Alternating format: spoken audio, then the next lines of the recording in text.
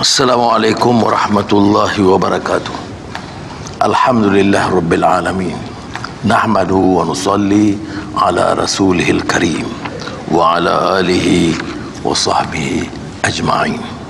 Menghadap ke Wahidul yang Maha Mulia Seri Paduka Baginda Yang di-Pertuan Agong Sultan Ibrahim. Menghadap ke Wahidul yang Maha Mulia Seri Paduka Baginda Raja Permaisuri Agong Raja Zahri Sofia.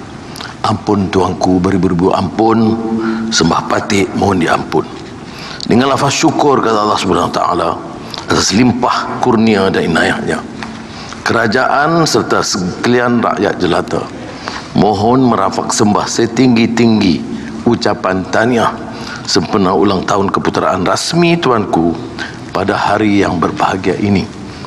Patik dan sekalian rakyat merafakkan doa kepada Allah Subhanahu Wa Taala, semoga kebahaduli tuanku dan Raja Permaisuri Agong serta seluruh keluarga dilimpah rahmat dan hidayahnya, serta terus diberi keafiatan dan penuh kedaulatan memayung negara dan menaungi kesejahteraan rakyat. Sesungguhnya titah-titah baginda sentiasa menjadi panduan luhur bagi kerajaan dalam membentuk serta melakar dasar dan melaksanakan tanggungjawab, menjunjung aspirasi rakyat serta memastikan kesejahteraan menyeluruh dapat dinikmati oleh segenap lapisan masyarakat. Alhamdulillah, meski dunia sedang dirundung pelbagai cabaran termasuk ketegangan geopolitik dan tarif perdagangan, Malaysia kekal teguh terpasak. Sementara Malaysia telah menjadi antara negara yang terawal dan tangkas bertindak melindungi kepentingan industri, perniagaan dan kebajikan rakyat. Langkah-langkah strategik telah diambil secara menyeluruh dan terangkum dengan penglibatan pelbagai pihak demi memastikan kestabilan ekonomi dan daya saing negara terus terpelihara. Keutuhan negara tidak hanya terletak pada angka pertumbuhan semata, tetapi juga pada kekuatan daya tahan, resilience rakyat terbanyak.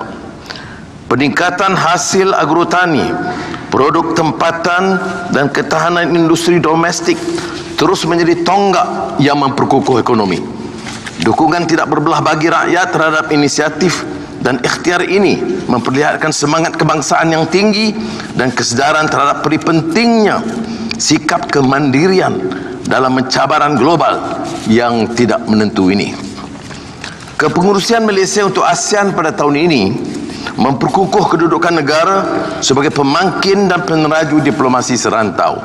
Pendekatan tuntas dan terangkum diambil untuk membuka ruang kerjasama pelbagai bidang termasuk perdagangan, teknologi hijau, keterjemanan makanan dan keamanan serantau. Sidang Kemuncak ASEAN pada kali ini adalah yang terbaik dalam sejarah ASEAN, tatkala buat julung kalinya Malaysia sebagai pengurusi berjaya mempertemukan 3 benua gergasi, yakni negara-negara Teluk atau Majlis Keselamatan Teluk GCC, China dan ASEAN dalam usaha dan upaya kita menjamin kelangsungan tamadun dan menyemarak ekonomi rakyat dan negara, selain merapat hubungan antara negara dalam pelbagai bidang yang punya kepentingan bersama. Sidang kemuncak ini serta penganjuran 5 di Langkawi membuktikan betapa semangat kerja berpasukan adalah kunci utama dalam usaha kita menterjemahkan hasrat dan cita-cita negara. Kecemerlangan Angkatan Tentera Malaysia di Langkawi dan kehebatan PDRM dan seluruh jentera kerajaan serta swasta dan rakyat di Putrajaya dan Kuala Lumpur sungguh mengagumkan. InsyaAllah tahun lawat Malaysia 2026 akan menjadi pemangkin baru kepada pertumbuhan ekonomi dan percambahan peluang pekerjaan. Kerajaan di bawah naungan dan titah pandu Seri Paduka Baginda akan terus komited melaksanakan agenda reformasi menyeluruh berpaksikan prinsip-prinsip yang madani. Pembangunan kebendaan semata tentunya tidak mencukupi, malah ia diseimbangkan dengan nilai-nilai manusiawi, keadilan sosial dan karamah insaniyah. Pembangunan prasarana dan infrastruktur tidak terbatas kepada ECRL dan Johor Singapore Economic Zone. Kemudahan awam dan perkhidmatan rakyat terus diberi perhatian. Malah sekolah-sekolah diperbaiki, hospital dinaik taraf, jaringan pengangkutan ditingkatkan. Rakyat tidak hanya dijanjikan harapan, tetapi juga dibela secara nyata dan berterusan. Strategi untuk meningkatkan pendapatan rakyat terus digerakkan melalui reformasi struktur ekonomi, kemasukan pelaburan berkualiti tinggi, pemerkasaan usahawan kecil dan sederhana, serta pengukuhan ekosistem teknologi inovasi.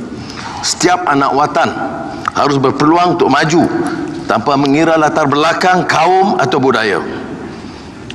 Ampun tuanku, kestabilan dan perpaduan nasional adalah syarat mutlak dan asas kepada segala kemajuan. Dalam dunia yang cepat berubah dan syarat cabaran, perpaduan bukan pilihan, ia adalah kemestian dan keperluan. Justru segala usaha memperkukuh integrasi nasional akan terus diperkasa demi memastikan tiada sesiapa pun terpinggir dalam perjalanan menuju masa depan yang lebih baik dan gemilang. Akhirul kalam, patik sekalian, menjunjung kasih atas pemerintahan Seri Paduka Baginda yang bijaksana dan sentiasa sabar dan bijaksana, dan juga sebagai lambang penyatuan dan keluhuran negara. Semoga Allah SWT terus memberkati pemerintahan tuanku, menganugerahkan keteguhan dan kesihatan berpanjangan kepada Duli Yang Maha Mulia. Seluruh rakyat menzahirkan kesetiaan yang tidak berbelah bagi kepada Seri Paduka Baginda serta memperteguh ikhtiar bersama demi kemajuan dan kesejahteraan tanah air tercinta.